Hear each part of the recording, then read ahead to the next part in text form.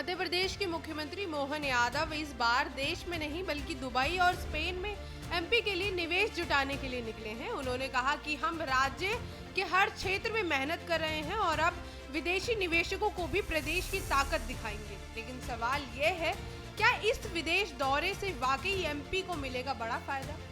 या ये सिर्फ बाकी नेताओं की तरह एक शो ऑफ यात्रा बनकर रह जाएगा? कितना निवेश आएगा और कौन सी विदेशी कंपनियां दिखा रही हैं दिलचस्प? आइए जानते हैं इस पर मोहन यादव ने क्या कहा। राज्य अपनी अपनी वित्तीय समृद्धि की दृष्टि से लगातार कोशिश कर रहे हैं। मध्य प्रदेश सरकार के गठन के साथ हम भी इसी दिशा में आगे बढ़ रहे हैं। मैं, मेरे साथ हमारे सभी माननीय मंत्रीगण, सारे विभाग के अधिकारी, हम सब मिलकर के अपने राज्य की बेहतरी के लिए सभी क्षेत्रों में समान रूप से मेहनत कर रहे हैं। पहले अपने राज्य के अंदर निवेशकों को आकर्षित करने के लिए नगर नगर स्थान स्थान पर हम अपने आयोजन कर रहे हैं, जिसमें रोड शो, इंडस्ट्री कॉन्क्लेव, फिर देश के अंदर विविध राज्यों में अलग अलग प्रकार से जा कर के अपनी विशेषताएं बता कर के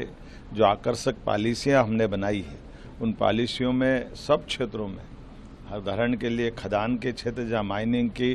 बड़ी संभावना है और हमारे यहाँ सोना, हीरा, अयस्क, बॉक्साइट, डोलामाइट, एक कौन सा क्षेत्र छूट रहा है, हर एक क्षेत्र में बड़ी संभावना है। ऐसे में माइनिंग का सेक्टर हो, फॉरेस्ट का सेक्टर हो, पर्यटन का क्षेत्र हो, हेल्थ और एजुकेशन का हो, इंडस्ट्री भी, heavy industry, MSME industry, IT industry, सभी क्षेत्रों में समान रूप से देश भर में मध्य प्रदेश सरकार के माध्यम से ये निवेशकों का जो एक तरह से हमने यज्ञ चलाया हुआ है, इसमें बड़े पैमाने पर समर्थन मिल रहा है, बड़े पैमाने पर निवेशक आ रहे हैं। पिछले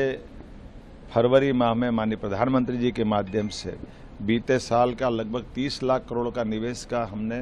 बड़ा एक आयोजन किया था, जिसमें हमने निवेशकों के ऑफर के माध्यम से बड़े मुकाम को हासिल किया था। लेकिन हम थके नहीं, रुके नहीं हैं, फिर आगे बढ़ रहे हैं। उसके बाद फरवरी के बाद से लगातार सूरत, लुधियाना, राजस्थान के नगर जोधपुर इत्यादि नगरों से होते हुए अपने नगर और प्रदेश के साथ साथ अब इसी साल विदेश की यात्रा के लिए मैं आज से लगाकर 19 तारीख तक दुबई और स्पेन की यात्रा में रहने वाला हूं। वहां पर भी हम अपने निवेशकों को, विदेशी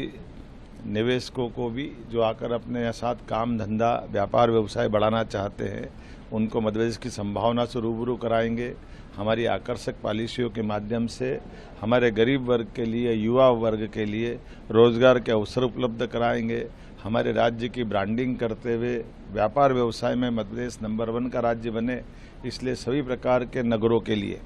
सारे क्षेत्र, चाहे चंबल का ग्वालियर का क्षेत्र हो, बुंदेलखंड का हमारा खजुराहो पन्ना वाला क्षेत्र हो, या महाकौशल का जबलपुर का पूरा संभाग हो, जबलपुर छिंदवाड़ा से लगा